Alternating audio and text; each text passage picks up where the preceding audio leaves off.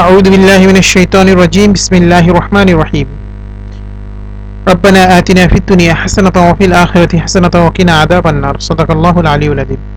সুপ্রিয় দর্শক শ্রোতা বন্ধুরা, দেশে প্রবাসী পৃথিবীর বিভিন্ন প্রান্ত থেকে ইউটিউবের মাধ্যমে যারা আমাদের আজকের আলোচনা শুনছেন তাদের প্রত্যেককে ইসলামিক সম্ভাষণ রীতিতে স্বাগত জানাচ্ছি। আসসালামু আলাইকুম ওয়া রাহমাতুল্লাহি ওয়া বারাকাতুহু। বন্ধুরা, আমরা প্রতিনিয়ত স্বাস্থ্য এবং পুষ্টি সংক্রান্ত বিভিন্ন তথ্য নিয়ে আপনাদের সামনে উপস্থিত হই। তারই ধারাবাহিকতায় আজকে আমরা আলোচনা করব একটি চমকপ্রদ বিষয় নিয়ে, তা হচ্ছে ক্লিন শেভড পুরুষদের মুখে জীবাণু বেশি। জি বন্ধুরা, দাড়িওয়ালাদের চেয়ে ক্লিন শেভ পুরুষের মুখে জীবাণু বেশি থাকে বলে জানিয়েছেন বিজ্ঞানী ও গবেষকরা। যুক্তরাষ্ট্রের একটি হাসপাতালে পরিচালিত গবেষণায় ফলাফলের ভিত্তিতে তথ্য জানিয়েছেন জার্নাল অব হসপিটাল ইনফেকশন। প্রতিবেদনে বলা হয়, দাড়িওয়ালাদের চেয়ে বরং দাড়ি কামানো পুরুষের মুখেই বেশি রোগ জীবাণু পাওয়া গেছে। এ বিষয়ে গবেষকদের মত, মেথিসিলিন রেসিস্ট্যান্ট স্ট্যাপ অরিয়াস বা MRSA বলে যে জীবাণু অ্যান্টিবায়োটিক প্রতিরোধী, তা দাড়িওয়ালাদের চেয়ে দাড়ি কামানোদের মুখে 3 গুণ বেশি মাত্রায় পাওয়া গেছে।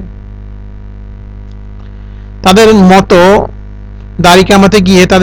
দাড়ি কামাতে গিয়ে মুখের চামড়া যে হালকা ঘষা লাগে তা ব্যাকটেরিয়া বেঁচে থাকার জন্য উপযুক্ত পরিবেশ তৈরি করে।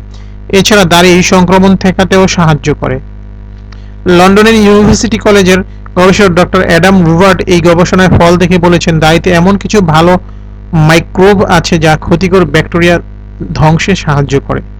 সুতরাং বন্ধুরা, দাড়ি কাটাকাটি বাদ দিয়ে রাখার চেষ্টা করুন। এতে যেমনিভাবে প্রতিদিন শেভ করার ঝামেলা এড়াতে পারবেন, পাশাপাশি আপনার ত্বক, আপনার মুখ জীবাণু মুক্ত থাকবে। আর যারা মুসলিম ভাই আছেন, তো জানেনই দাড়ি রাখা ইসলামের একটি গুরুত্বপূর্ণ আমল, সুতরাং সেই দিক বিবেচনা করেও দাড়ি রেখে দিতে পারেন।